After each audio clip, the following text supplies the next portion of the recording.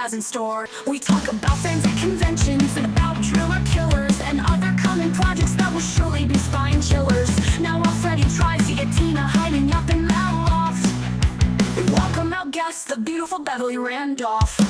Welcome back to a joint venture. This is In the Spotlight, working alongside with my other channel, Chetty and Lycan's Horror Party Massacre. Why are we joined together? Because this is a phenomenal show. We have a phenomenal guest on today. It's the Halloween season. We're going to knock this one out of the park. I'm John Horton once again, and my partner over here is Kyle Pierson, and welcome to Beverly Randolph. Ladies and gentlemen, yes, this is a huge get. First of all, Return of the Living Dead is my favorite horror film of all time. So we have that right off the bat. We'll talk a little bit about Return of the Living Dead because we kind of have to if we have you on the show. But you have so much other things going on, including a sequel. So we want to get into all of that, of course. But the first thing I just wanted to point out in watching Return of the Living Dead many, many times is the fact that you played this sweet, innocent character who's hanging out with the likes of Trash, Spider, and Suicide. Where's the parenting in this? What's happening here? Where did you go wrong that this is the group of people you're hanging out with? You were doomed from the start, whether or not those canisters opened. What's going on? Well, we had 2 weeks to rehearse, and so we kind of got to fill out our characters and try and figure out what it was all about. And when Dan asked me, Beverly, who do you think Tina is? I said, well, I do think she's a good girl because they kept trying to dress me in all of these little fluffy blouses and little skirts and all. I do think she's a nice girl. I do think she comes from a good family, but I think she just, like all the other girls do, has fallen in love with the bad boy. So I think that's how, and he agreed with that. He's just like, yeah, definitely, you know. That's true. You're looking to rebel. Yeah, that, or I just happened to, fall in love with this boy who's the bad boy, bad guy, James Dean type, or, that kind of a thing. And you came in as you fell in love with the bad guy, or not the bad guy, the bad boy. Boy. What about all the bad boys that Freddy's hanging out with? They took a really strong protectiveness over you. The Spider in the one scene, and then Suicide charging down the steps to save you. Yeah. For such bad guys, they're not that bad. They did good, didn't they? Yeah, no, not so bad. I think, and two, you have to look that Freddie got a job. So he's trying to, step up and be a better person. But yeah, they all looked out for me very well. I was impressed. And yeah, poor Suicide. He got it bad. But yeah, he would have been a good character throughout the movie, I think. I'm bummed. A lot of people are bummed that he didn't get to finish off, because he'd done some good stuff. You got to kill off somebody. Yeah. Yeah. But you make it all the way through, so that's good. And I got a question also, because I think you just got off 2 back-to-back conventions. You have to be and you're filming the sequel right now. You have to be a pretty tight-knit group at this point. Oh, yeah. We are. We have we text like constantly. We've got a group text that just runs all the time. It's like Miguel was texting in the middle of the night last night, and then everybody kind of chimed in this morning, and it's just ongoing. It's just been going on probably for years now. Oh my God. Yeah, it's all good. It's all good. Yeah, it's wonderful. Well, playing the good girl and being good friends with a very bad girl in Linnea Quigley's Trash. Did you ever want to play that role? And has she ever spoken to you about wanting to play your role, or are you happy right where you were? Yeah, I'm very happy right where I was. I couldn't do what she did. She was so great about the nudity. She didn't have any, I didn't see any discomfort in her. She walked around naked, didn't affect her. She'd put on a robe because it was cold. And she handled it like so beautifully. I could never have done that. I would have curled up and died. So no, I don't think she ever wanted to play my part, and I never wanted to play the other girls' parts. So yeah, no. The only other part, we did discuss this one time, and if there was another part in the movie that I would have wanted to play, I think it would have been Ernie, the mortician. I don't know why. I would have liked that part. That would have been fun. That would have taken it in a whole different direction. Yeah, if we all, what would happen if we all swapped spots? You know, who knows? So, yeah. I think for like a little, maybe for the credits of the new film, for a joke, just swap roles and play some scenes out and just see what happens as you people in different roles. Yeah, I think that would be fun. hysterical. Yeah. Well, right now in the new movie, Trash's Revenge, it was going in one direction and now it's kind of going, well, we kind of don't know what Richard's got in mind. He's just, no, you're going to see, just wait it out. And so I was playing the stuff that I did film, I'm playing a doctor. So it's pretty exciting. I don't know how much I'm supposed to say, but I'm playing a doctor. So it's a pretty big doctor part. Yeah, I did see that. Michael Joy had some photos of you in a doctor's robe. Yes. Coat. Yeah, That was like, coat. what is this? Yeah. I did some work on it and looked at some chemicals and reported back to the president and Oh, wow. Okay. yeah, he kind of holds me hostage for my information, and I have to give him the bad news. Not happy about it, but yeah, it's gonna be fun. And I worked with Tom on my scenes, We were in the same scenes together, and then I guess John and Miguel did some other scenes together. So it's exciting. We've got some filming done, and I'm excited to see where it goes. And you're playing yourself, but a fictionalized version of you. Is that correct or no? Nope, it's kind of changed now. We were going in a different direction. So we just have to wait and see what he comes up with. So he's had to move things about. And I know he's got a lot of filming still to do in the UK. So we'll see what happens. Yeah. Okay. So I don't want to give too much away. He says, I don't want to give too much away. Let's just, wait it out. Was your filming over here in the States or was it over in the UK? What Yes, you did? he asked, he goes, do you want to come to the UK to film? And I go, yeah, great, I'd love to. And then it all worked out that we were just going to stay here. I think Tom probably had to stay here. But if he calls me to go to the UK, I'll come. I'll go. I'll be happy to go. It'll be fun. So. Well, I've been super jealous because I'm one of the backers for the film. I bought a role that I got to do remotely, but a friend of mine, and I don't know if he talked to you in the scene or not, but there's a fellow. I say fellow as if I'm a real actor or not, but I just do these little bit parts. But Danny Langston, him and I were on a set of another film.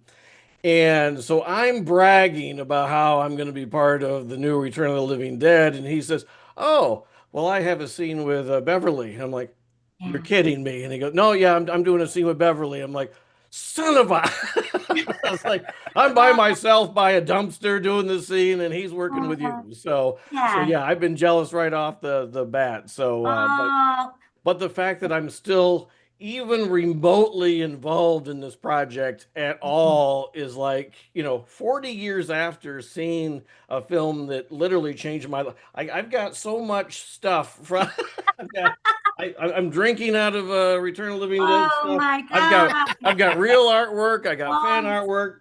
I love it. Somewhere here it is. I got this because a bunch of you were in San Antonio about a half a year ago. Yes. And I got this thing that looks like a VHS and it has all these pages in it, blank pages, and I was going to get everyone to sign it. And I was in the parking lot before you guys showed up when I got an emergency call and had to leave, and I never got back.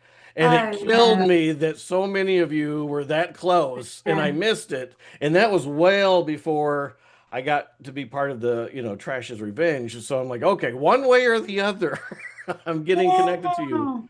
So tell us, well, now it's getting a little bit complicated because we had Michael Joy on. He talked to us a bit about the movie, and it sounds like even in the last few weeks, things have changed a bit.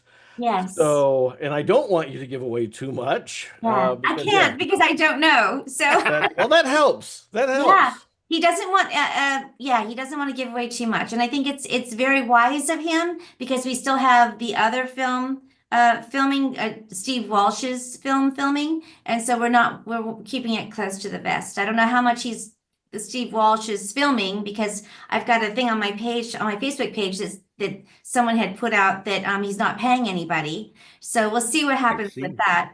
But you can pull that off my page as well. But San Antonio, interesting. I'm sorry you missed that, but I have to tell you a great story. So, the girls, I think we all went to dinner and went to bed, and Tom and Miguel went out. Did you hear this story yet? I don't know. No. You've heard it. So Tom and Miguel go out, and they're by the little river. You know that nice little area that they have. Yeah, the Riverwalk. Yes. The Riverwalk, yes. And so they're having dinner there, and Miguel goes, "Give me your ring, Tom." His Friday the 13th ring. "Give me your ring. I'm gonna do a magic trick. I'm gonna do a magic trick."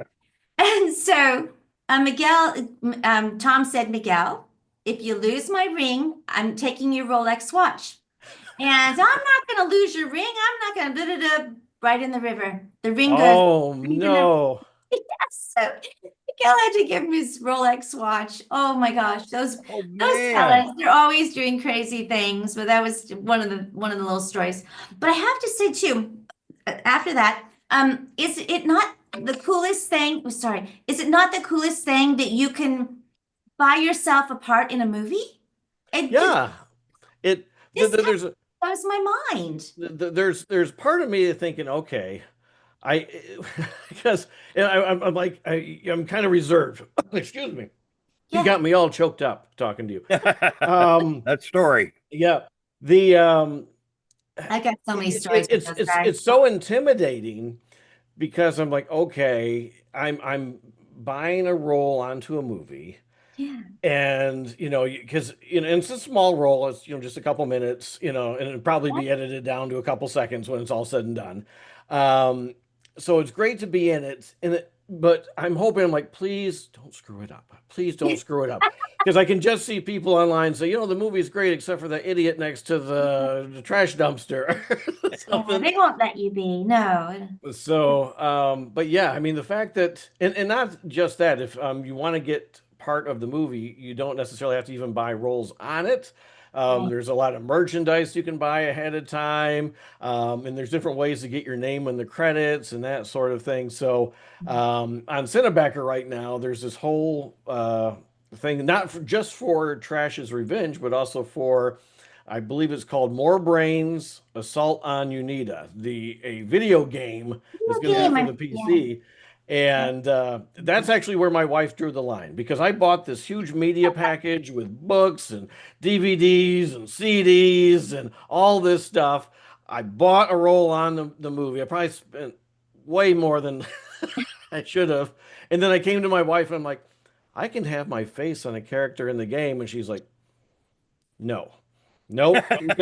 You've done too much. You've done all you can. I'm like, but it's Return. You're in the movie, right? Isn't that good enough? I'm like, yes, honey. So, that's pretty cool. Oh my God. But not enough foot massages for Paula. Yeah. Allow that one to go through. I need to. There's still some time for me to do something impressive.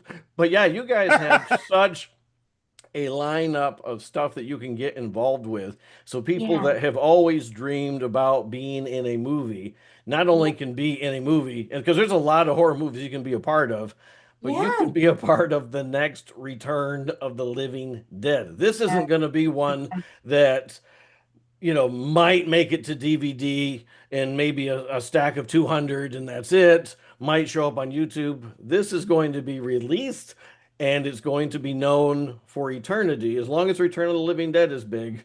And 40 years later, we're celebrating the anniversary. So this is a fantastic thing that you guys are doing. How did this even come about? How did you guys get convinced to come back and do this after 40 years? Well, Richard, who's the producer and the director, he's been very good friends with Linnea for a long time. And so they started the whole thing, Linnea and Richard. And Linnea just came to us and goes, "Hey, I got this project, please, can you talk to Richard?" And we're like, "Yeah, sure." So Richard, said, "Hey, this is what I want to do, Would you be interested? Absolutely, because it's been so hard for us to get together to do another film. I had written something, and my husband was trying to make it happen. He's in the business, and we'd gone to the studios to try and figure out who has the rights. And the rights were so entangled, we just couldn't move forward at all. We just couldn't, everywhere we went, we just got shut down. And so we had to, throw our hands up and try something else. But when Richard presented this, he says, I've got a way to do something and we could all do this together. And I was like, yes, thank God, after all this time. So yeah, it was pretty much Linnea and Richard who brought us together for this. So pretty exciting. But I just want to say, I get people who come to my table all the time at conventions and go, I really want to be an actress. Or an actor. I wish I could do it. I go, you can. I said, you can now, just like what you did. You bought your part. I said, you can just look at the different movies that they're doing and buy yourself a part. You can be proactive. Like we had to do it the old fashioned way, go to interview after interview, get up in the morning. What was your, where were you going? What did you have to do? Now you can buy yourself a part in a movie. Just be proactive and you could be in 10 movies in 1 year. It's like this one fella who I met, on Trash's Revenge, he drives around and does that very thing. He just picks up parts all over, and he now has a resume this long. So be proactive, like you did as well. You can do it. You can do it. I got tired of because I had been in about 24 different film and TV shows, from Independence Day Resurgence to Better Call Saul, but I'm always in the background. I'm an extra. I'm always an extra. I never get a line. And then John says, hey, how about you buy into this thing? And I'm like, well, that seems like a cheap way to do it. And I was like, that's not legitimate. And I was, really trashing it at first. I'm like, this is not the way to do it at all. And then I'm like, Gotta rethink it. And then I thought about, like, if I'm not very good, it's not like they're going to make me centerpiece to this thing. It's just something on the edge. I'm like, they've got their movie. This is just a little side thing. And I'm like, you know what? Screw it. I'm going to do it. Yeah. And I had a ball, and I've done like 8 or 9 of them since. And I was just about ready to be. I'm like, okay, I've had my face on a poster. I got to say an audio line. I got to actually act with, a scream queen. I'm like, okay, I'm pretty good. And then Trash's Revenge pops up, and I'm like, oh, wait a minute, I'm not stopped yet. And then that's when I was talking to my wife. I'm like, this is probably going to be a little bit more expensive than Death Bike. And she says, okay, so we decided on a threshold. She says, this is how much money you have to spend. And I said, well, I'm probably also going to have to get the movie itself. And a poster would be nice, And I was sitting there. And then the next thing I know, I bought so much stuff. Oh, my God. Give him an inch. It was crazy.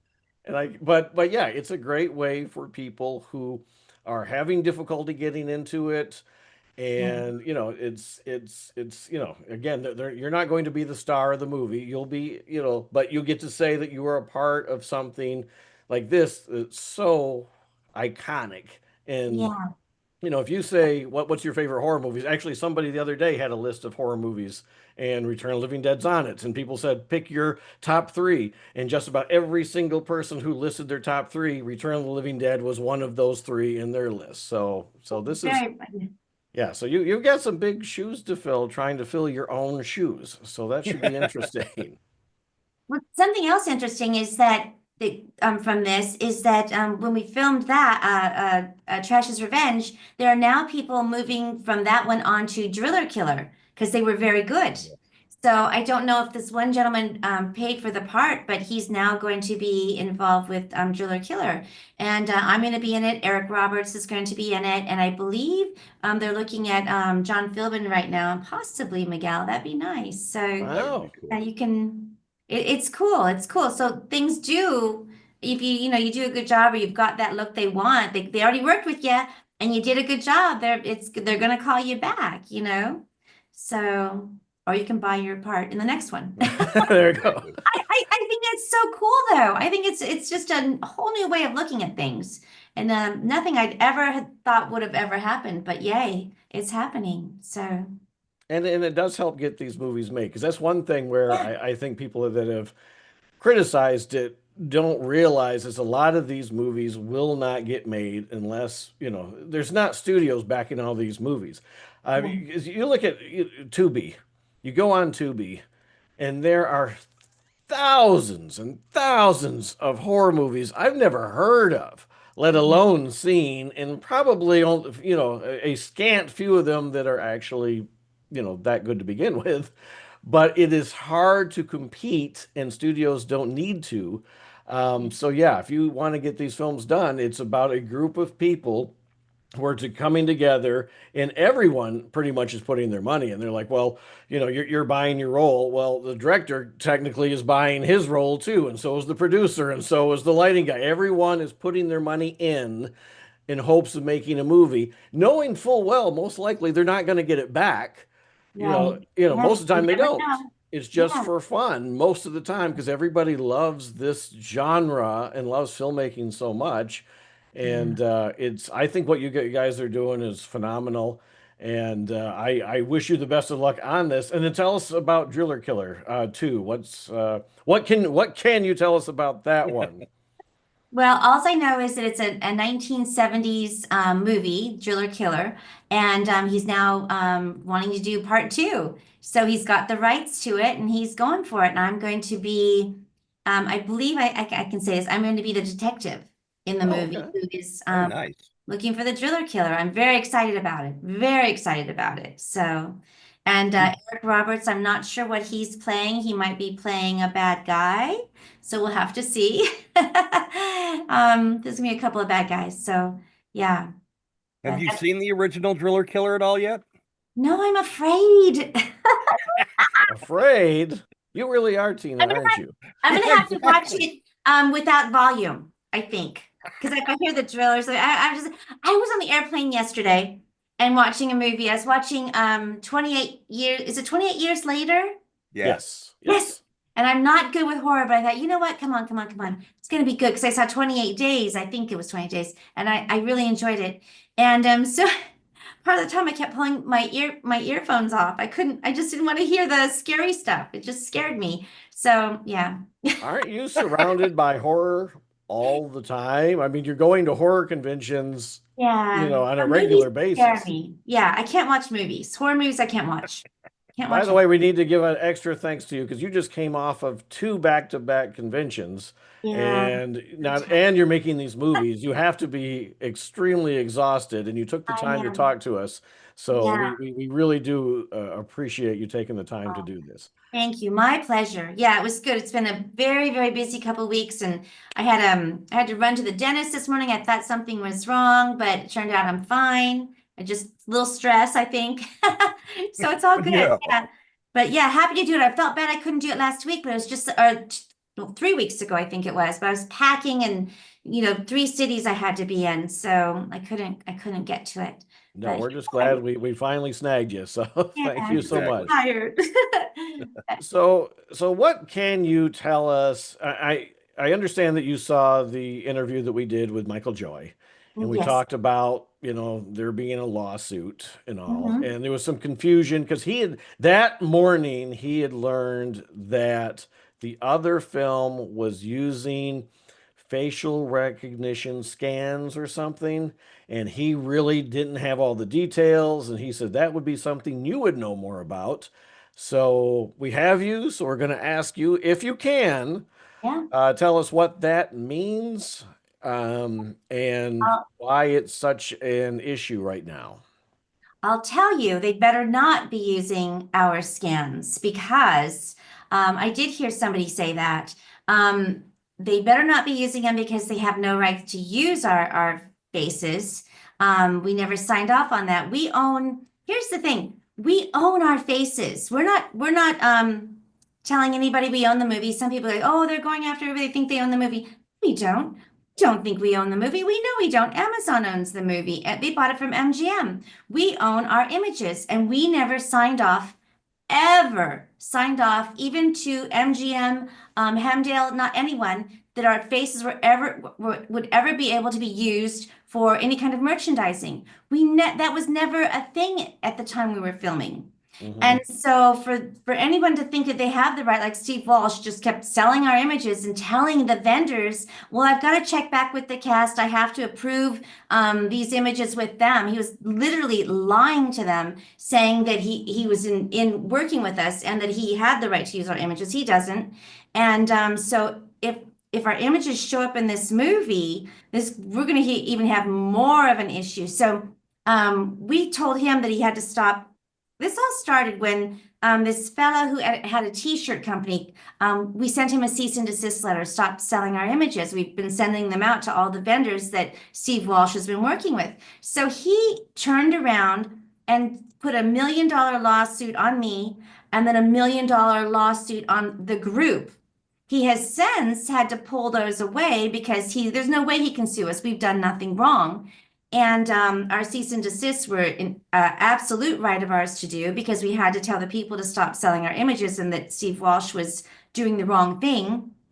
And I've since heard many stories about the things that he has now done. It blows my mind. And the things that he has said about owning Return of the Living Dead. He's going to take over the whole franchise. And I think he even did a screening at a big theater in Los Angeles, stating to them that he owned the rights and was able to collect money from that as well. So every time you see Living Dead media on merchandise, on all of these things, that's not our business. And I don't believe he has the rights to all of that, but he definitely does not have the rights to our faces. But the facial recognition part of it is Tony Gardner did Return of the Living Dead, and we did a convention with him in Burbank. I need to probably call Tony. We did a convention in Burbank, Monsterpalooza, where Tony said, "Hey, let's scan your images and let's do toys. Let's start making some dolls and doing some stuff with it." And then we just heard that there would be this facial recognition thing of our images being used on Walsh's film, which we're all going, "What?" And can't do that. But our concern is that Tony's the one who took these images. So we're hoping and praying that Tony has not taken our images and are using them over with Walsh, with the enemy, because we know he's working with him. And he did just bring out a doll of Tom Matthews.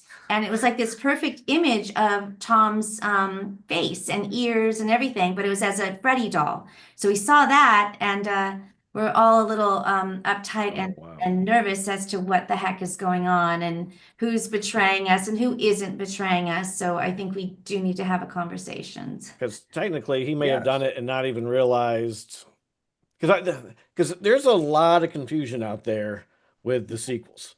Because there's two of them happening at the same time. Right. There was the trailer that was released without any movie, I believe at that point, being shot. And now they just announced that one is now going to be, instead of Christmas this year, it's going to be November next year. Yeah. And at the same time, Trash's Revenge, I think still on IMDb says December 8th of this year. And Michael said, no, it's not going to be this year. That's going to be next year. And I even talked to some vendors who made some fan art of you guys. I bought that. That's one of the things I have hanging on my wall. And he talked to you guys about the sequel. And he thought he was talking to you. I think he was talking to Russo. And he thought he was talking to Russo about Walsh's sequel because that was the only one he was aware of. Yeah. Didn't know there was a Trash's Revenge, which is what he was talking about. And then I'm like, no, I know Trash's Revenge because I'm involved in Trash's Revenge. I said, at least I hope I am. It better not be a scam because, I paid money. And I look pretty foolish out there by myself shooting a video next to a dumpster. Well, so I guess I've done crazier things.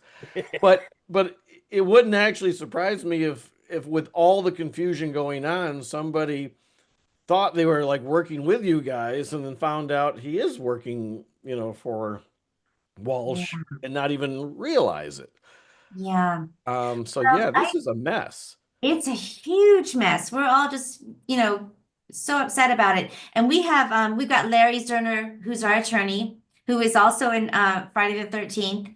But he's now an attorney. And we don't have our court date until September 11th, 2028. That's how much Wow. time this guy has to just keep messing with us and keep doing stuff. But that's how it is in California. It's just the court system is so backed up.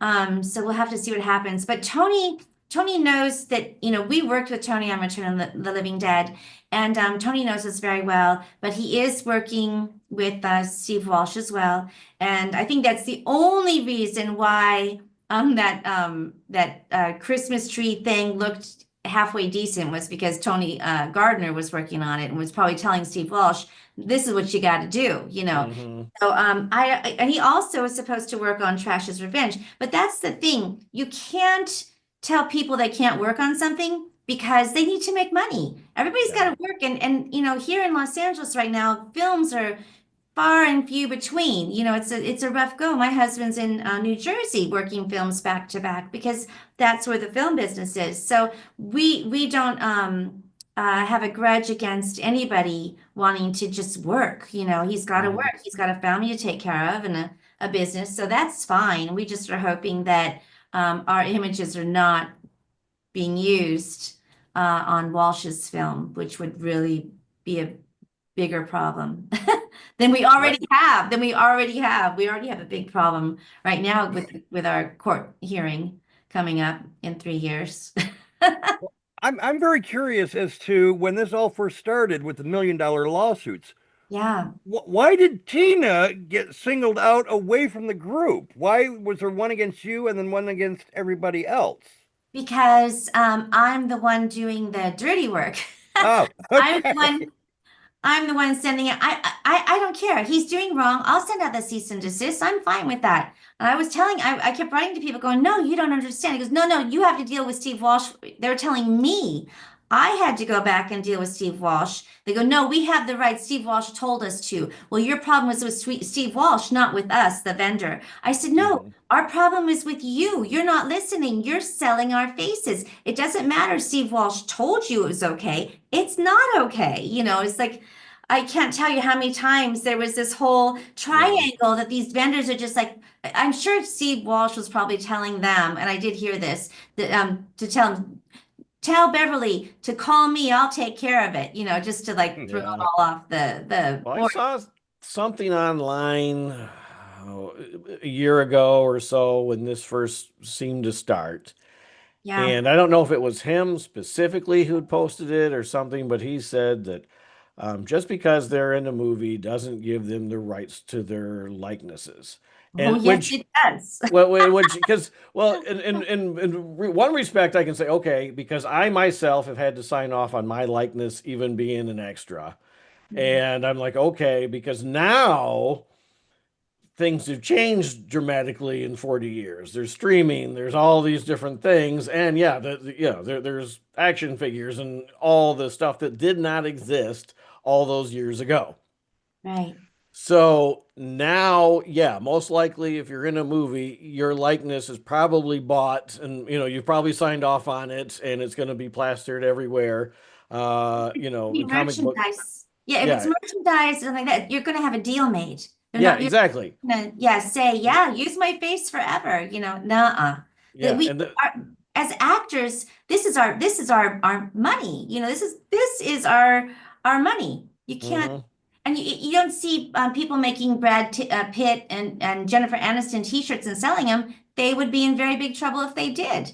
You can't do that. You just can't sell people's images. Yeah. Well, that was the part that I didn't get, because if he's saying, okay, they do not have the right to their own images, I'm like, okay, then how the hell do you have rights to their images if they don't? Because if anybody should, it would be them. So now here's another question that I guess would be posed. If Amazon now owns the rights to Return of the Living Dead, how is this other Return of the Living Dead being able to be made at all? That's a great question. Here's what we think is going on.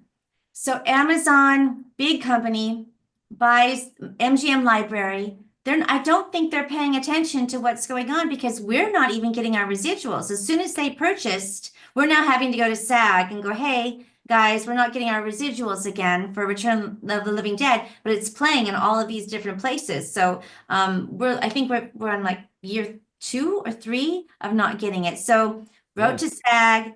I think Larry Zerner has contacted Amazon's attorneys to let them know that, hey, you guys got to pay attention here. This movie is being, used in every which way and in all directions. So it's just going to be now again a matter of time before it all gets looked at and reviewed and taken care of. But I just think Amazon's not paying attention. They've got so much going on. They're just missing the boat on this. And once they find out, I think it's going to be a big deal. So, well, they got the money. They're the ones that shut down last week that took half the internet off because Amazon is in every little nook and cranny, and you didn't realize just how involved they were with everything until last week. Yeah. Okay, because another question I have. I'm sorry, John, I keep interrupting. No, I'm just listening right now. Scratching my head. Yeah, with because I've been in a couple fan films or Friday the 13th. So I've always questioned that. I'm like, okay, so Steve Walsh makes this movie, and if all of a sudden he can't do it, then he just slaps the words fan film on it, and he can release it anyway as a fan film. And I never really understood where that line was drawn either. I'm like, okay, and in respect, most movies, I guess, that are sequels are fan films because they're usually not necessarily made by the original people in the first place. But I never quite understood where that line could be drawn, where you can say, okay, I'm doing one legally, I'm doing it as a fan film. That's what I'm doing. Yeah. So yeah, I don't know if you can speak to that or not. Yeah, that's a good question. I cannot speak to that because I'm not that familiar with a fan film. I don't know what that would be. I mean, I've heard of it, but I don't know what a fan film exactly is. Yeah, basically, like I was in 2 Friday the 13th, and basically they just continue the story, and Where'd they air? One of them is on YouTube, and the other one they just released on DVDs that you can only buy. The caveat is you can't make a profit. You can make a movie, you just can't make any money. But you're also at the same time doing the same type of crowdfunding that you're doing. So that a lot of people thought, or still think actually, that Trash's Revenge is a fan film because a lot of fan films use crowdfunding to generate the funds to make the fan film because they can't make any money from it anyway, so nobody wants to spend any money. So these are just fun little films that we make so we can say, okay, I got to work on a Friday the 13th film, even though it's not an official Friday the 13th film. And I think that's another thing that was confusing because not only are you doing a crowdfunded movie that's somewhat known to be with fan films, but there's also 2 films being made by 2 different companies at the same time. And I actually brought this up with Michael Joy. I'm like, the only time I remember that happening officially was when James Bond, and that was an MGM thing, I believe, as a matter of fact, when there was Octopussy and Never Say Never Again, 2 competing companies making a James Bond film at the exact same time. And one of them, the only reason they had the rights is they had the rights to one film that was Thunderball. So they remade it and just rewrote it. So they're like, okay, there's got to be enough of this in it so that it's technically a remake, but we're going to say it's a new Bond film and changed everything else about it.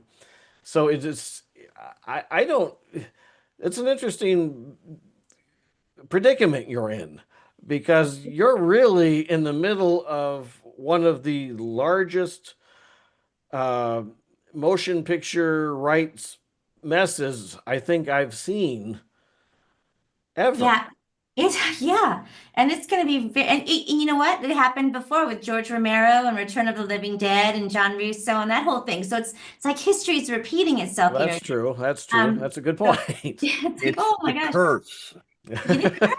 Yes, it's a curse. It's a curse. So you have to see when it all unravels, it's going to be really nice. Yeah, I don't know what's going to happen. I know that we, the cast, are in the right in our positions of where we're at. I know that we're owed our royalties, which we will get. It just is going to take time. But the whole Walsh thing, I don't know how that's going to play out, how he's going to, get through this. I know his dad was an attorney. His brother, I believe, is an attorney. And boy. I know that anybody who speaks out against Walsh gets a threatening letter. He's just like boy. big on sending out threatening letters to everybody. John, get ready. Oh yeah, get ready. 2 days after this post, we're gonna get a letter. Yeah, I, probably. No, I hope invite so. invite him on. Invite him on and see what he has to say. Well, that's what we were actually thinking about that Oh, when do it. Michael came Oh. on. We're like, why don't we have Michael and Walsh on at the same time Yeah. and just see what happens? Yeah. Because we would like the banter back. Would you be willing to come back on and go head to head with him? With Steve Walsh? Yeah, if we got him I'll on. through my computer and come after. No, and I'm not a violent person. I will never speak to that person. I will. Okay.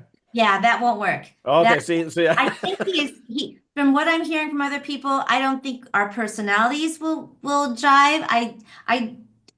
He's a bad person. He's a bad person. He's doing something wrong. He knows he's doing something wrong and he's doing it anyway. And I like people that don't do that. So I would not have anything nice to say to him. It would make a good show. It would make an excellent show. Oh, I got one better. I got a better idea for a show. Yeah. Let's have his tar man Yeah. versus your tar man in a Yeah. Zoom meeting. See who can do it better brains. Right? Oh my goodness, that would be Holy cow. Yeah, because we were considering having him on because we want to be Do it. fair. do it. And get his take. Because I mean, Yeah. from a fan perspective, we went from not having any Return of the Living Deads for a long time to the opportunity of having 2 Return of the Living Deads almost the exact same time. Yeah. And one of them feels like, well, maybe now it's not, because one of it was kind of going to be kind of pulled out of the universe, but still part of it. That was yours, but now maybe that's changing. The other one, I believe, takes place 18 months later from the first film, so it takes place between 1 and 2 or somewhere along the lines of that. So there was a lot of different, coolness, expectations, excitement for both films in that Yeah. respect. But at the same time, I sure, I don't want to do anything to hurt, the people that made us fall in love with Return of the Living Dead in the first place. Yeah. So that really, puts a It's hard. damper on this whole thing. Yeah, I know people come up to us all the time and they're like, "Oh my gosh, I'm so sorry. We bought merchandise we didn't realize." And I said, "No, wear your merchandise. It's okay. You didn't know. It's okay." It's really put everything in a bad light, this whole thing. And I blame it all on that bad person who just doesn't, doesn't know right from wrong and can't play by the rules. It's gross. It's really sad. It's very sad that To your knowledge, how long has this been going on? Well, it turns out right. It's been going on for years. I thought that the merchandise that was coming out, I thought the studio was doing it. And I thought that's weird. And then I saw my name on like loungewear and I'm like, what's going on here? And then we all kind of went, oh my gosh, there is a thing going on. And it's been years. Wow. So we've now been working on this for I think a couple of years, a year and a half, maybe 2 years. Yeah, it's been a while. Well, I know a lot of you go to, these conventions and a lot of these, you can barely even call them small businesses. It's usually, 1 or 2 people that, make some fan artwork and stuff. And John and I have both bought that, because I mean, some of these I buy it pieces, too. Yeah, I mean, some of these pieces of art are absolutely gorgeous. Yes. But it's, it's just, 2 people showing their love and making a few bucks just enough to squeak by. But somebody who's doing a nationwide campaign or global, I assume, because I'm sure he's selling stuff on the internet. Oh yeah. Yeah, that's a whole nother ball of wax. He had a whole store set up on the internet. Yeah, we finally got that shut down. So So We obviously we got it shut down because we were right. We were in the right, and the people realized that and go, oh yeah, he can't be doing that. So because it seems to me, and I could be wrong, and Michael didn't have the answer to this either, was the fact that if all of these, because he had the lawsuit fell apart. Yeah. He had the site up, the site had to come down. Yeah. So it would Very appear he does not have the rights to anything. So it Correct. seems unlikely that if he actually makes a movie that has any references to Return of the Living Dead in it, besides the fact that the name of the movie is Return of the Living Dead, if he were to lose this lawsuit, couldn't technically all of you that are suing him, or Amazon for that matter, reap the benefits of any financial gain that movie makes? Is that a possibility? I would think so, because we're going after him for money. He's made so much money on our images. He's made all the different companies that he has sold our images to pay a large amounts of monies to use the rights to use our images. So there's already a lot of money involved in this, and we're going after him to pay us back for cheating us and lying to the vendors to say that we gave him the right to do this. So yeah, there's a big problem here. Big problem. Wow. Big financial issue. Wow. And and I don't know if you're aware of this or not, but weren't like just about every one of the films made by a different company, except for the last two? I think the last two were made by the same company, but it seems like every time one came out, it had a different logo at the beginning. Yeah.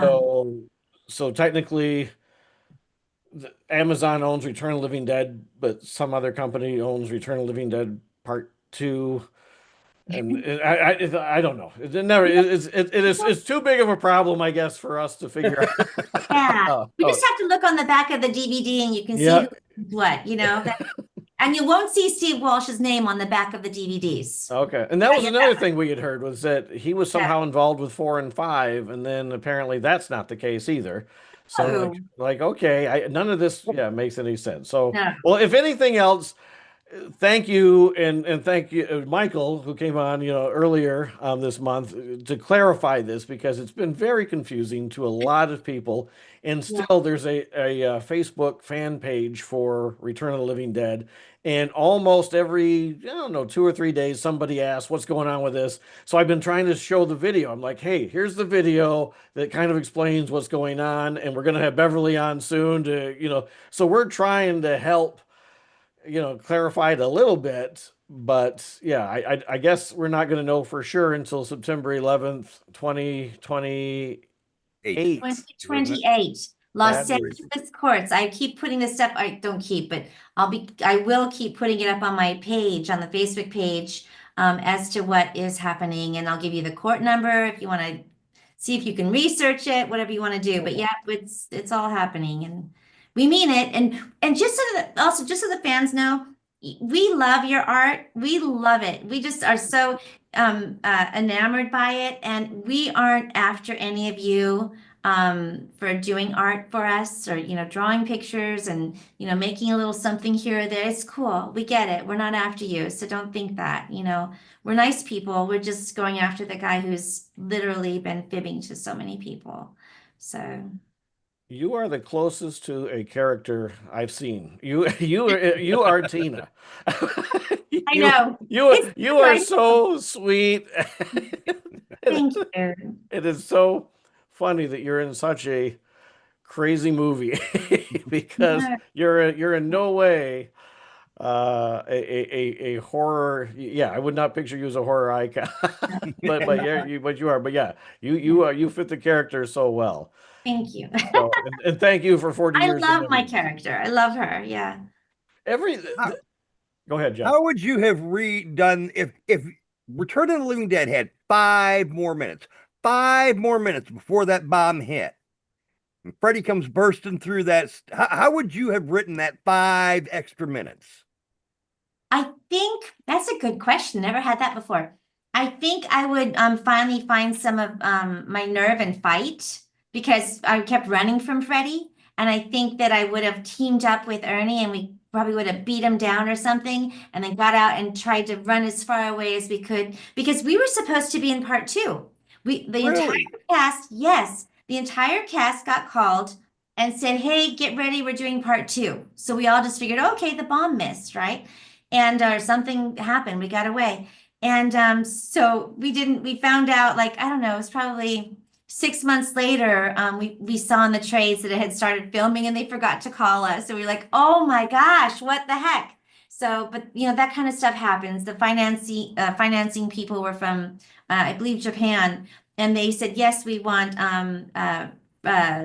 James Karen and Tom Matthews back. And so they brought James Karen and Tom Matthews back, and they didn't call us and say, hey, sorry, something bad happened here, and we're not going to have you back in the movie. But we always sat there waiting to go back Oh to man. part two. I know, it's a bummer. Big bummer. I always wonder, I'm like, okay, you've got the two. Why don't you have everybody back? And yeah, because yeah, and yeah, and then I thought, well, once we had the other sequels, then it's like, well, where is everybody? I It seems like they should be coming back, even if they're playing different characters. Yeah. That's one of the things about this one. No matter what the story was, whether you were playing yourselves, where you're playing the same characters, where you're playing completely different characters, I'm like, well, if nothing else, we got the band back together again, and that's what everybody was really excited about. Yeah, I'd love to see if they actually had the script ready with all of our characters in it. I would love to see it. I'd love to see what they actually had planned. So they must have written something for all the characters because they called us. So and it seems like the part two, the idea of it doesn't kind of mesh with part one. So I'm thinking maybe they had to try and quickly create something. I don't know. But it would have been cool to see the actual part two script, if with all of us back in it again. I'd love to know what that was all about. Did you receive the call before the first one was released? That's a good question. Because Um, there's a and I just saw it listed and I haven't watched it yet. There's a rough cut of Return of the Living Dead online that supposedly has a lot of different changes throughout and a different ending. And I was wondering if because of that ending, maybe the original premise for the sequel was going to follow that ending. But even in the current ending, I always thought, well, yeah, everyone's dead at the end because there's a big explosion. But then if you listen, they say it missed the target. It was close, but yeah. it didn't actually hit. And I'm like, okay, well, technically they could either still be alive or in zombie mode. But it doesn't, Zombies. yeah. So yeah, you're all back as zombies. So I was like, okay, there's an option for a sequel. And Yeah. even in the second one, when we're they're driving and the truck's going bang bang bang and everything's bouncing around more than it normally would. I'm like, well, we left the last one with the rain coming down. It should Yeah. have taken place the very next moment. Why do we have this big gap of time? Let's just follow up with where we currently are, and that story has never been told. So Well, that's what I'd like to see. I think, I'm thinking about it in my head. It had to have been after the movie came out because the timeline of when our movie came out and then when they started filming part two. So it must have come out and then they called us and said, hey, get ready, we're doing a part two. So I don't think it was before it was released. Okay. All right. So yeah. So then that would have followed the explosion regardless. And I'm not Yeah. even sure there might still be an explosion in the other one. I had just saw the link. I sent it to myself. I was going to send it to John. Have you seen it, John? No, I have not. Have you I'll seen to check it? that out. Beverly? No, I haven't seen it. Yeah, I'd love I'll to. send you the link. Okay. It's somebody on some fan thing just posted it. I'm like, oh my God, I got to see this thing. Like a blooper reel? Was it the No, blooper? it's the full film, but Ah, it has like different I guess there's some different takes from different scenes, some different angles. I guess the ending is a different ending that was shot. yeah. And the music's different, but my guess is it might have just been plaplaceholder music just, until they Oh, got yeah, a yeah. final Who's edit. that? But supposedly there's little things sprinkled around before they edit it into the final cut that we know now. I do know, I also read the fans said that the new 4K version that was released in Arrow has one song that has changed. Oh, interesting. But other than that, it's supposed to be exactly the same. But this rough cut supposedly is quite different. Not quite different from the books that, Russo wrote two different books and neither one of them are like the movie. Yeah. Um, but yeah, it's just something interesting to see because I'm really interested in checking out this rough cut. So yeah, not only will I email it to both of you, I will provide a link to it in the description on everywhere you see this video. So go to the description and you'll find a link to that so you can check out the rough cut and see some scenes of you that may have changed since over the last 40 years. Very cool. Did you hear about? I'll just make this one real quick since we're talking about alternate things and the Yeah. like. There was a comic book I thought that Ernie was doing. Yes. I don't know if that ever went through and got made or. Yeah, it did actually. Gary Smart in England did make a comic book. I've not seen it. He was going to send me a copy, he never did. But yeah, he did. It was the same gentleman who wrote the book, who did the official Return of the Living Dead, that book in England as well. Same fellow. Oh So, wow. but yeah, he did do a comic book, and it was, I believe, what Don had done. So Okay. I have to tell you, I had Don's ashes. I'm in my sunroom right now, and when Don passed away, he was cremated out in Palm Springs where he lived out in that direction. And I drove out and picked up his ashes after a while because his family hadn't come to get him, and because they lived quite far away. And I felt so bad. Gary Smart had paid for his urn. And I drove out and got him and took him to my house and sat here. He sat at my house for like a year and a half. I drank coffee with him every morning. Oh And my God. so he was wild. I wanted to keep some of his ashes, but I thought that would be a horrible thing to do, to open up a bag and take some. But finally, I drove him down to his son and ex-wife. But yeah, it was cool. It was That cool. just kills me. Yeah, that's Yeah. I told my son, I said, oh yeah, I'm gonna drive out to Palm Springs and pick up Don Calfa. He's out there. And my son's like, what, Mom? You can't bring a body back, it's like, no, you know. So yes, I can. Haven't you seen my movies? Yeah, Your exactly. mother, I no, can do but quite a few things with bodies, so we're all right. well, that's another funny thing. My son, we didn't talk about, what I did, and finally he kind of got older and he would find out little things. And so all of his friends were over one day, and I think he was like 15 at the time. They were having a pool party. And he goes, Mom, you think we could watch your movie, The Return of the Living Dead? And I said, oh, honey, no, I don't think the moms would like that very much. No. And he goes, Mom, everybody here has seen it but me. Really? I Really? felt so bad.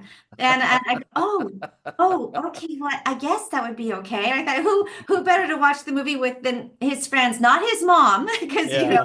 oh my gosh. So yeah, isn't that, yeah. So Well, he was what's really funny is we interviewed Beatrice Bupley, who Yes. plays Freddy Krueger's mom, and her kids didn't even want to see her movie. So they hadn't seen it, and their friends came over to their house and said, what is your mom's fascination with Nightmare on Elm Street? And he's like, tell him, Mom. Then she first said, oh no, I'm just a fan, and then later she's like, yeah, no, I'm Freddy's mom. But yeah, they had zero interest in seeing their mom in the movie.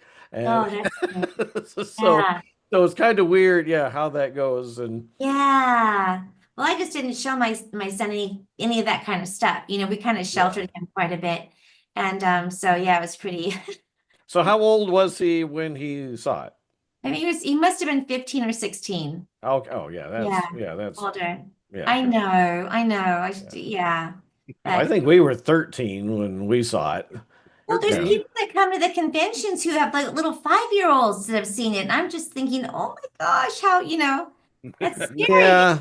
Yeah, that's kind of pushing it Yeah. a little bit. Yeah. Yeah, because just about everything that can be in a horror movie is in that particular horror movie. So Yes, and the nudity. Some people would cover their eyes for the nudity, and I'm thinking, well, that's not the bad part. It's the yeah, guy that's coming and ripping and yeah. oh, It's the funny. woman who's nude who's eating another person. Yeah. So Yeah. Yeah, Oh, that's Linnea's body looks like a little doll anyway. She just is such a pretty little figure, it's just so pretty. So, it anyway, is right? something.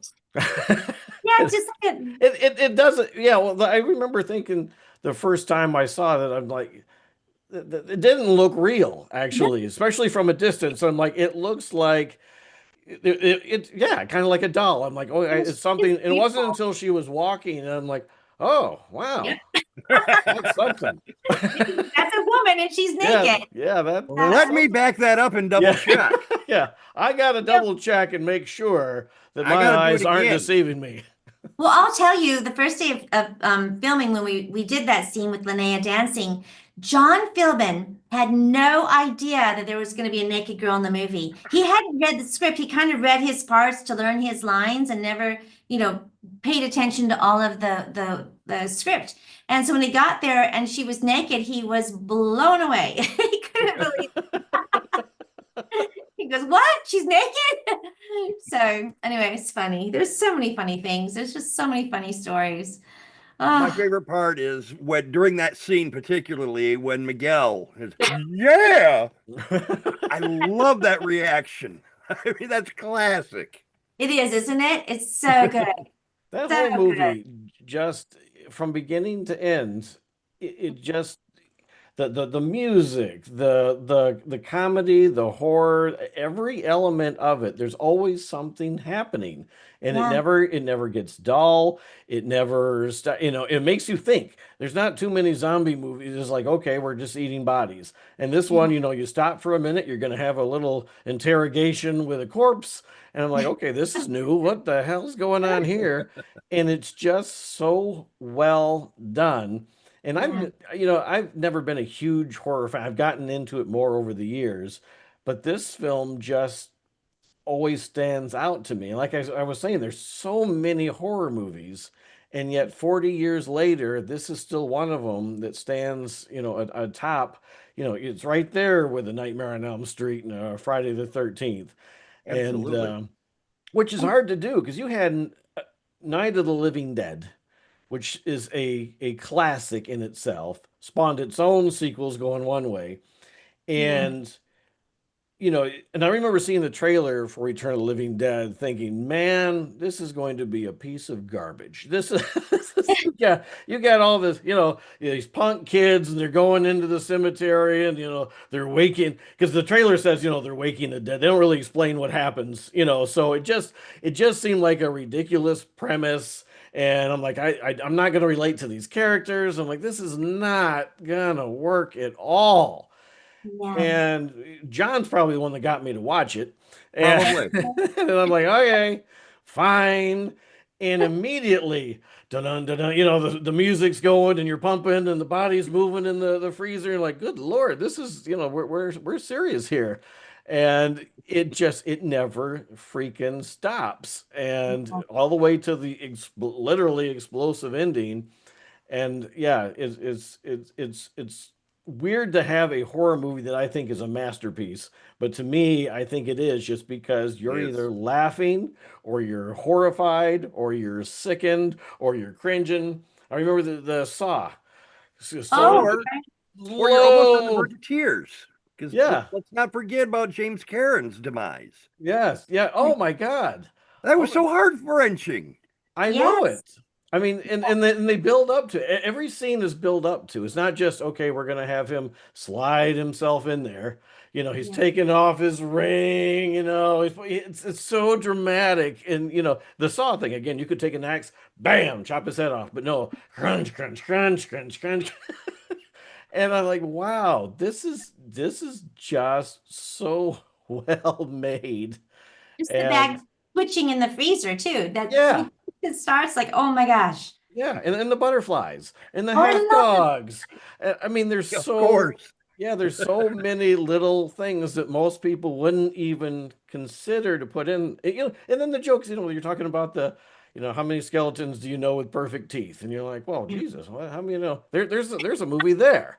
Where are they getting these bodies from?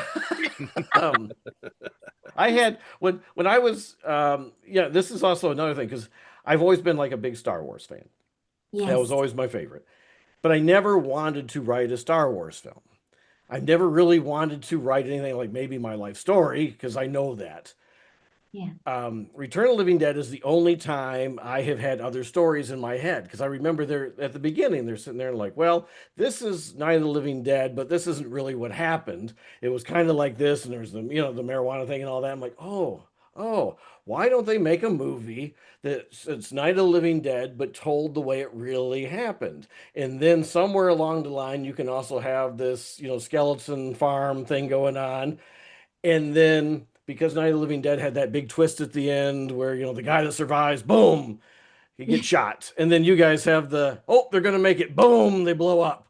And I'm like, why don't the guy that you've been seeing the entire time, that you've been rooting for, makes it all the way to the end and then ends up becoming a zombie? They put him in a barrel and then ship to Unita, and you realize he is Tarman, the guy that you've been Yes. following. And I'm like, I just had so many different creative ideas, and I Yeah. never had that with any other movie wanting to come up with these storylines other than this one. And I don't know what it is about this one, but you guys just managed to bring so much thought and creativity to a storyline that previously was pretty much paper thin. It's like, okay, we're doesn't Yeah. matter. There's people eating people, and that's the end of the story. And yours was just so well done. And again, your guys' portrayal. Now I'm seeing though, you are Tina. so but Yeah. you guys did such an amazing job putting that together. And again, thank you for 40 Thank years of memories. And yeah, it's the 40th anniversary. I think, is there going to be any special screenings or anything that you're aware of that Steve Walsh isn't doing himself? Well, right. We haven't, no, we haven't had any of those. Just, well, yes, actually, what am I even saying? In Pittsburgh, they did a 40th on the big screen, and it was incredible. The theater was packed, and it was incredible. It was wonderful. So yeah, and I think Days of the Dead might have done a screening as well. So yeah, there have been screenings. The we all saw the one the other night, and yeah, and then just the convention tour we've done all year. So that's been exhausting, but so much fun, just incredible. So yeah, yeah. And you're doing, Well, oh, we go ahead. started off the program, Kyle actually did, that started off this interview saying, we're going to hit on the obligatory Return of the Living Dead thing. And we really, because it's such a great flick, it is really, a cult classic is not a good, whew. Anyway, you would think by the way we're going here that Return of the Living Dead has been the only thing that you've been in. But Yeah. you started off at a very young age and you Yeah. stepped away for a while, didn't you? And came back on the scene back in what, 2015? Yeah, I stepped away a couple of times. Yeah, my mom, we started in Shenandoah with Jimmy Stewart. We were the baby Martha, and we were just weeks old. And then we kind of kept going until we were about 5, I would say. We did commercials and TV, all kinds of stuff. And then my mom said, okay, school time, no more of that. And then I just happened to be, I think I was like 16 or 17 at the time. I happened to be at the studio with a friend of mine, and the casting director for General Hospital was there, and he goes, "Hey, are you an actress?" And I said, "No, I'm not." He's, "Yes, you are. You are. Come over to my office." And I said, "Oh, okay, I'll think about that, you know." And he goes, "That's Marvin Page. You have to go to his office, Beverly. Are you crazy?" And I'm like, "All right," you know. And I went, "Okay, be on the set tomorrow." And it was that quick, and it started all over. Wow. So I did General Hospital, and with John Stamos, and when he was on. And then I got an agent like 2 days later. It was just this crazy thing, and all started again. So it's that easy. But my whole family's in the film business. My mom's a production designer, was a production designer. She's retired now. She did Goonies, Lethal Weapon movies. She's got a crazy resume. And now my husband's a production designer, and you know he's got a massive list of movies that he's done. And so it's just, and my father, he's my stepdad. He's always in the camera department. He's a cameraman. So it's always been there, you know. So it was nothing for me to go over to sit at the studio with my mom while she was, you know, they were building the Goonies boat. And I went on stage and watched them build that. And Oh, wow. we see that at the end of the day, the construction guys go down the slide, you know, just to cool off and all that kind of stuff. And I was on the Goonies boat, a ship, the day that Michael Jackson was there with Emmanuel Lewis. Oh, And really? we were all Oh, sitting up wow. there watching him film and on the boat, and Emmanuel Lewis was sitting on Michael Jackson's lap. You know, it's just wild. But the Goonies set always had big stars coming by to see it. I don't know why. I mean, it was a magnificent set, but there was always just maybe Steven Spielberg, I don't know, but just the people just coming through all the time. It was just really incredible. And then like she worked on 1941 with Jim Belushi, and Don Calfa worked on that as well. And it was just always we were just always at the studio when we grew up, you know, going over to see our mom and seeing what was going on, sit in her office while she was working. So it was just, you know, fun times. It didn't seem anything out of the ordinary for me to just go, okay, all right, I'll go read, you know, all right, sure, you know, and just step back into it. And then I got married and I stepped away again and stayed away until my son was old enough, you know, like, and started again. What was that, 2015 you said? So yeah. Yeah, it looks like you came back with no. I haven't seen the movie, but I watched the trailer tonight, and it looks pretty good. Looks like you came back with no solicitors. No solicitors with Eric. Yeah, it was Eric Roberts' wife in that. Yeah. I think I That might looks have pretty cool. before that, but yeah. Yeah. Just and So convict. you and Eric go back, and then you're also going to be making a Thriller film or killer. two in the future. Yeah, isn't that funny? He's a nice man. I like him. Yeah. Was it's it that connection that got them together? Or was it just a coincidence that he got coincidence. cast? Yeah, it was just a coincidence. He said, "Oh, I've got Eric Roberts in the movie." I go, "Oh my gosh, I worked with him. That's great." And I see him over here at the Burbank airport. He and his wife, when they fly in, sometimes we're crossing paths. But yeah, nice How did man. you get into Shenandoah being a baby? Was that a connection to your parents?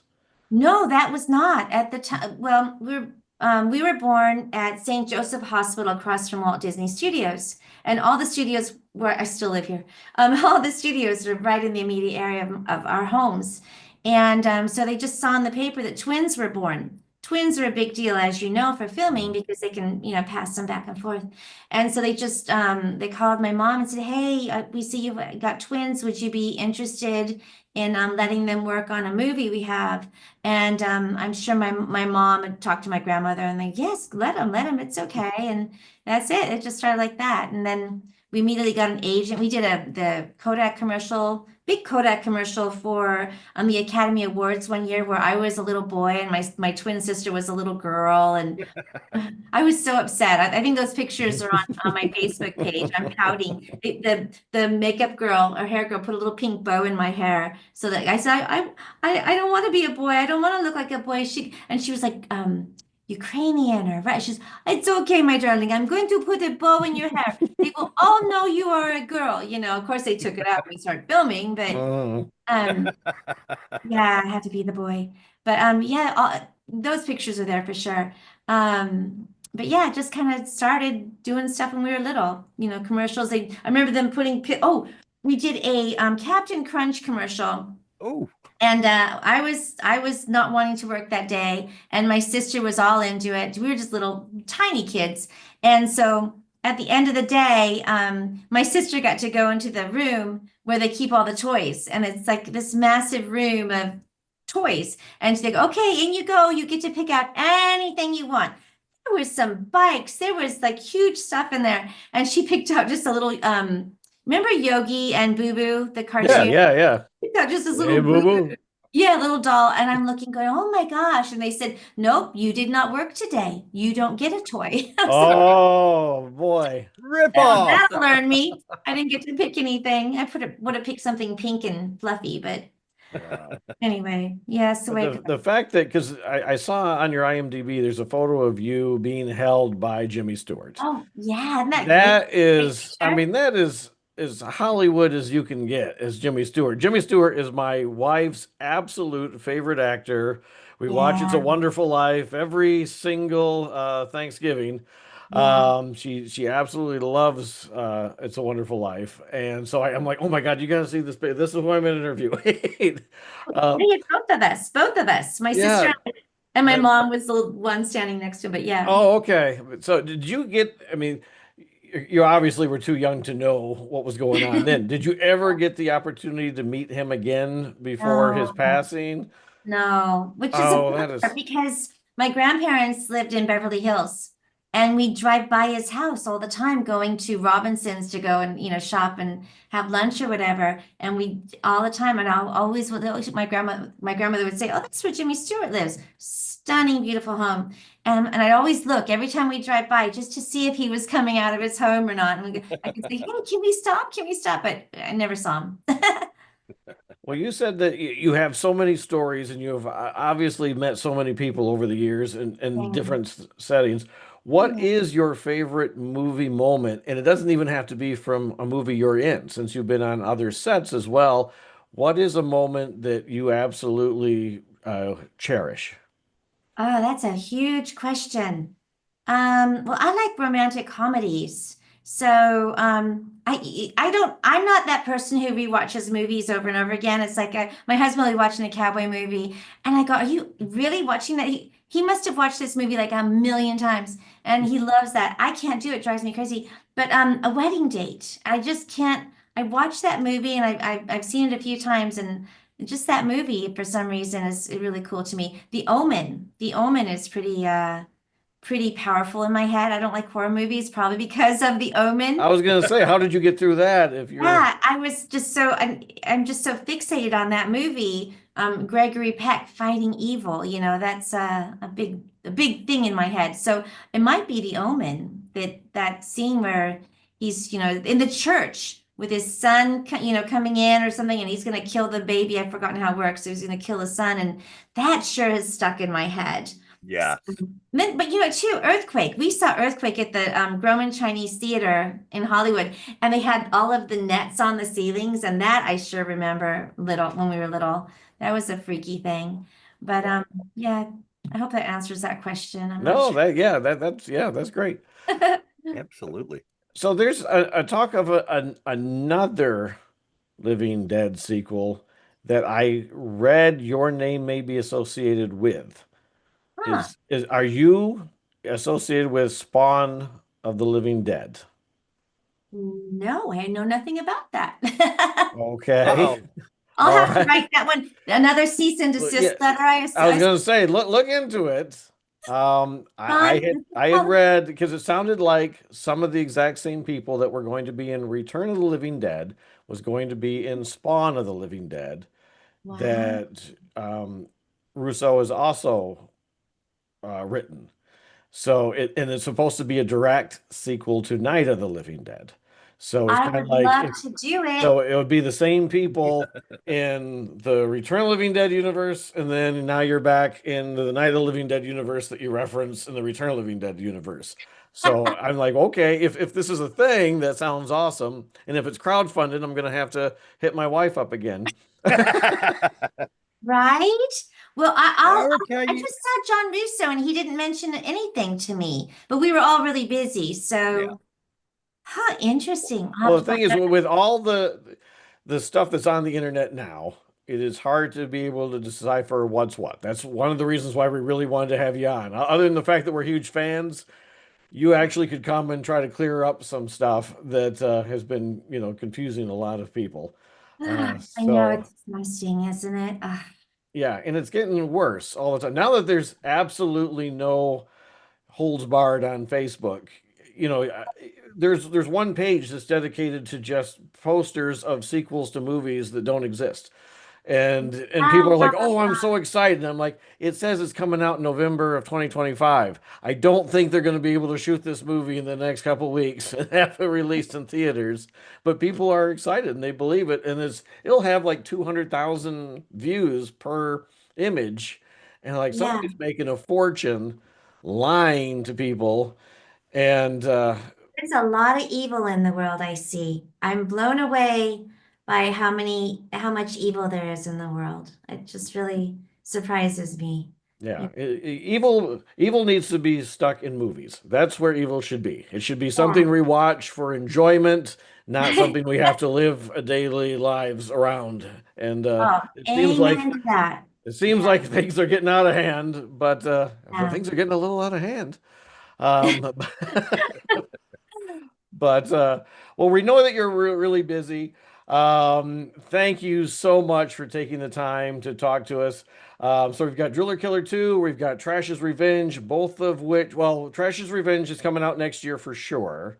And don't forget Spawn of the Living Dead. And Spawn of the Living Dead, we think you're going to be in one way or the other. We need to talk and get you in there. Yeah. Driller Killer, I'm assuming It's 2027. 2026, I would think. It is going to be 2026. I would think so, because he's going to film in the UK and then should be able to get it. Yeah, I would think so, but we'll see. Okay. And the UK's got that time change, so they're like what, a month behind us or something? Yeah. Yeah, that in 5 hours, but yeah. So what other projects do you have on the horizon that you'd like to discuss, promote, or any other convention appearances that you've got coming up? This is the time to tell us. We do. We have next month Chicago Days of the Dead. Very excited. And then we wrap up our tour with Days of the Dead, Indiana, or Indianapolis. Indiana. So then we're there. Yay. I'm excited. And yeah, that's Bill Philpoot's conventions, and he's had us all year long. He's been a great fella. He directed the More Brains documentary that I produced. Oh, okay. Okay. He's All right. He's a good guy. Huge Star Wars fan. Oh, good. Yeah, that'll end us up this year. That'll end us out. And we also have our website, Return of the Living Dead Originals.com, ROTLD Originals.com, where we try and right the wrongs of merchandise being so it helps our lawsuit. And yeah, we have that going. T-shirts and posters. They're signed already. They are signed by all of us. I've purchased some very expensive stickers to put on the back of them that are official to say that yes, these are signed by us at a good price. And that's about it. That's all. That's all for now. I think that's enough. You've got a lot going on. Exhausted. So we're both extremely excited for the movies for sure.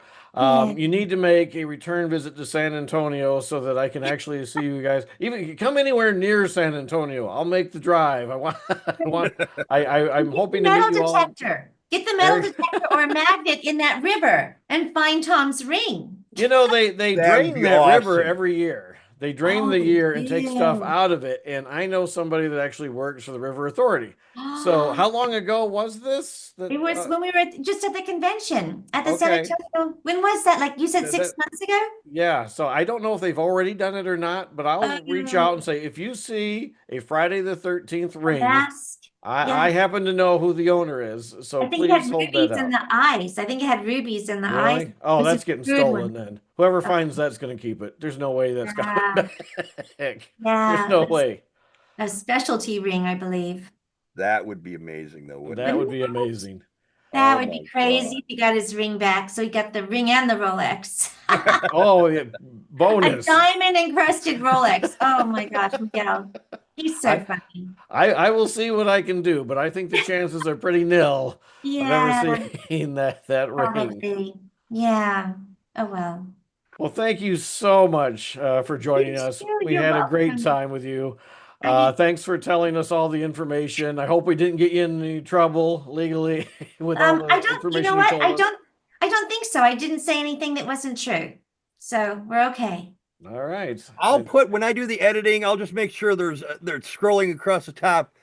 Where's the hell's my hand? There. Scrolling across the top, allegedly, throughout the entirety of there we go. Allegedly. Here, I'm doing it now. Allegedly. You can cut that in.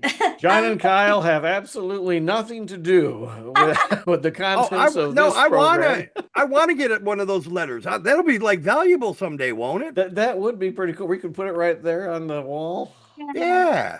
We should get them on copy here. of it, and we can have it hanging up in our little studios. Yeah. There we go. I know I should say all this stuff. Oh, that's funny. Yeah, that dog. Oh. I do want to leave us with one picture just imagine this. It's the first thing that popped into my head when you started the story. Uh, Tell me, Captain Crunch, the regular pillow Captain Crunch, tell me that's not Tina's breakfast.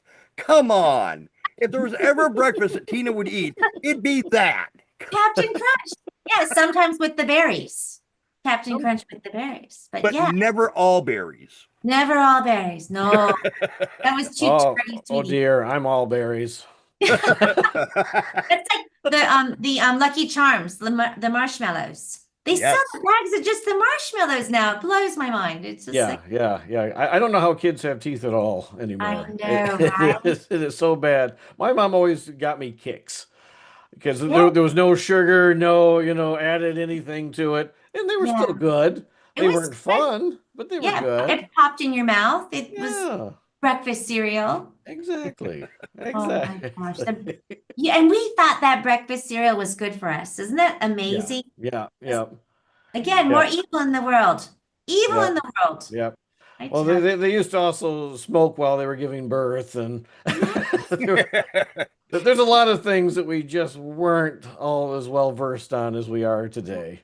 You know, one thing my grandmother always told me, Beverly, no foil. Do not use any foil in your food, in your cooking ever. Keep it out of your kitchen. And so I've always done that. My grandmother lived to be 103 with a great mind until Wow. Really? yeah, she says, don't use the foil. It'll Why? your mind. Why? Funny? Huh? I use foil all the time. No, And stop look at using you. it. Stop Why? using it. The aluminum. The aluminum, I'm not eating the foil. it gets baked in your food. Does it? Yeah, it goes right to your brain. That's what she told me. Well, Just that could don't use explain the foil. that could explain quite a lot. So, The aluminum. So oh my I God. listened to my grandmother. So yeah. Anyway, well, you guys, thank you so much. Thank you. This was delightful, and again, a 40-year dream come true. We never thought watching that movie 40 Yeah. years later we'd be talking to one Never. of the stars. So, Right? one of the original Final Girls. Yeah. So And it was such a wholesome conversation. it was So much like It was. Tina. Yeah, you What's get funny right though, on and- there. but yet you do have a streak about you because you say the name Walsh, and then all of a sudden this fire starts to erupt, and her forehead gets a little red.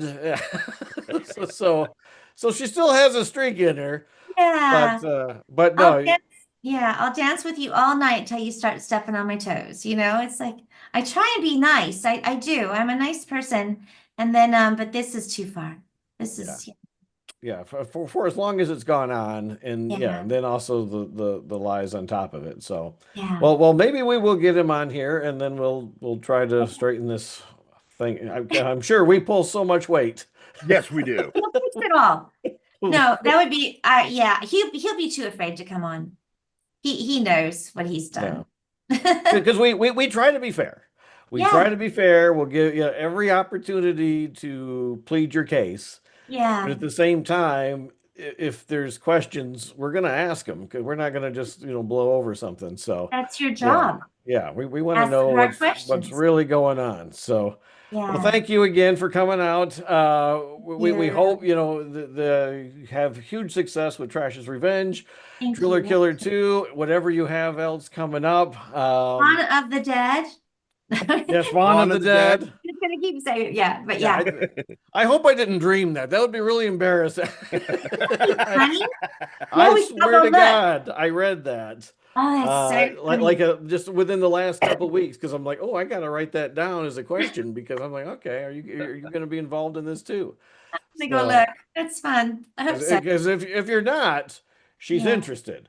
She's interested. She wants to be in it. So lock her Yeah. in. I'm ready. And I've fans never want to seen see it. that. That's right. The fans want to see it. So Yeah. let's do this. You Let's guys do are the this. best. You are so sweet. Thank you. It was great. Thank you Thank so you. We'll have much. to have dinner when well, oh, you're so far away, but yeah, if we're in San Antonio. Yeah, if you come in, yeah, my treat. You pick the nicest place in town. Well, we better We'll check with your wife.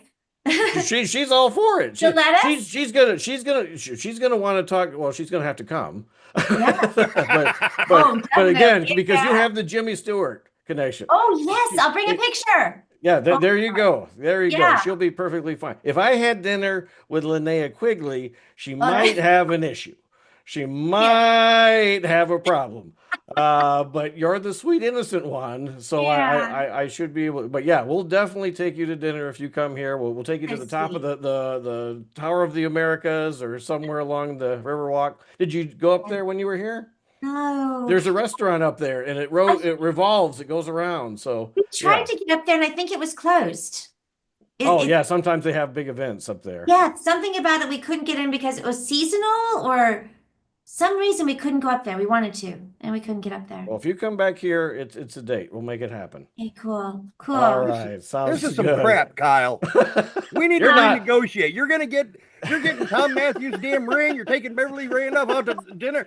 I need to renegotiate my terms. Wait, where are you at? Where are you at? Cincinnati.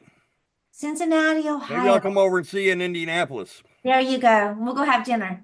I'll have Yeah, to there bring you my go. wife too. There you go. You can go to Indy 500. Absolutely. Yeah. Oh, you guys. Good time. Well, thank you so much, Awesome. Beverly. Thank Beverly you. Randolph, ladies and gentlemen. You guys, thank you so much. Yay, so fun. Thank you. For John Horton, I'm Kyle Pierson, and we'll catch you again in the spotlight.